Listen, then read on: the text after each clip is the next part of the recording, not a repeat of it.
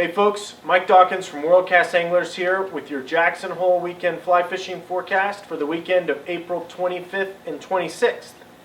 It seems like April is leaving us quite quickly. May is just upon us. Seems like yesterday we were just starting our shelter in place, our self-quarantines and isolations and things along those lines.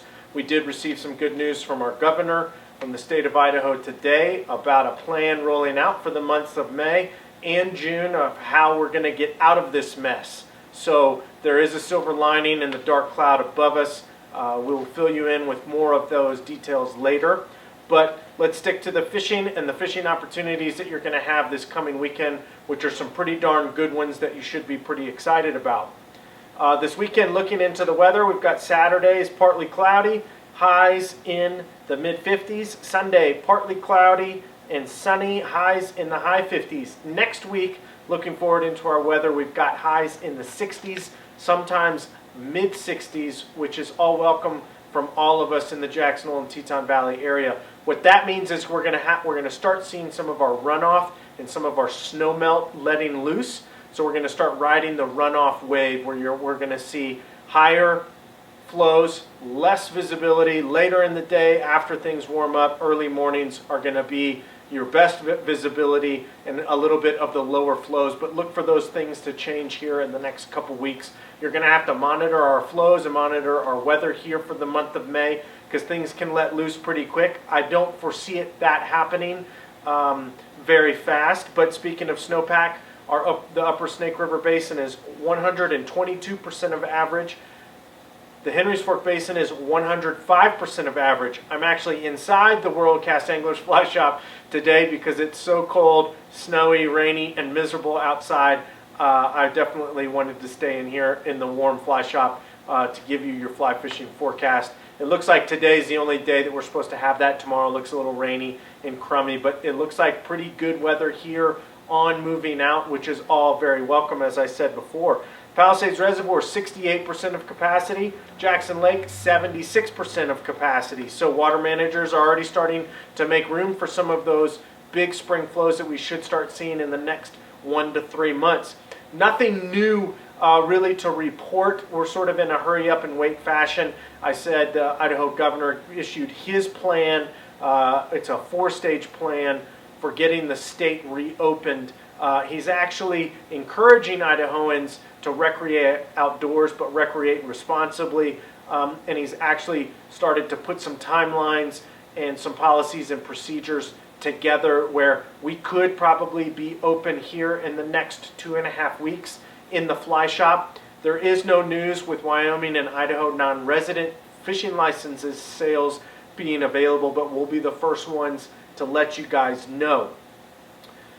The Henry's Fork, 858 CFS being discharged from the box, 1,950 CFS down there on the lower river. Those are higher flows than last week and higher flows than the week before. So we saw some increases of flows out of the Box Canyon. We're seeing some increased flows out of Ashton. Water managers are starting to incorporate some higher flows to make room for our snowpack coming down.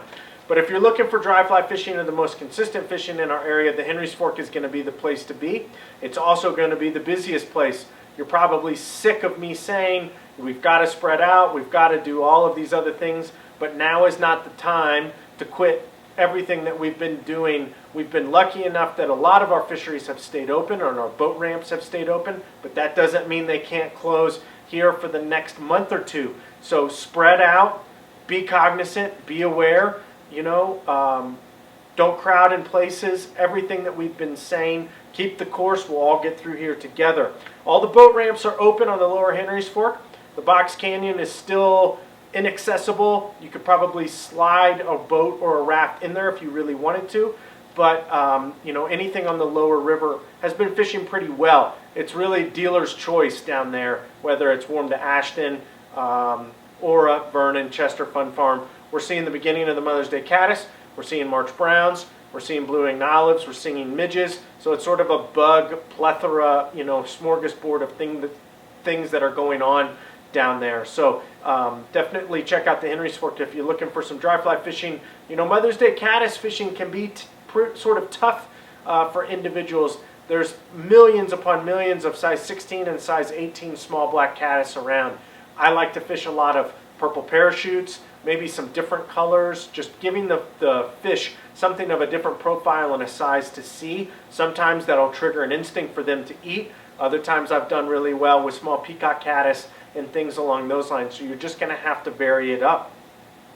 The South Fork of the Snake, 14,000 CFS being discharged from Palisades Dam. 16,200 CFS there on the lower river. Nothing new to report. High cold flows, mostly a nymphing game, rubber legs, worms, zebra midges, small pheasant tails for any of the baitist nymphs or things that are sort of moving around this time of year. Streamer fishing has been pretty darn good considering the cold, high flows. Sink tips, the scientific anglers, INT, Type 3, Type 5 line is a great line for fishing the South Fork of the Snake this time of year. The big dungeons, peanut envies, anything along those lines are definitely going to get some fish's attention. The Snake in Jackson, 1,420 CFS being discharged from Jackson Lake Dam, 4,670 CFS there going into Palisades before the salt in the grays. We saw a significant increase of 500 to 700 CFS come out of Jackson Lake Dam midweek this week. There could be some more coming.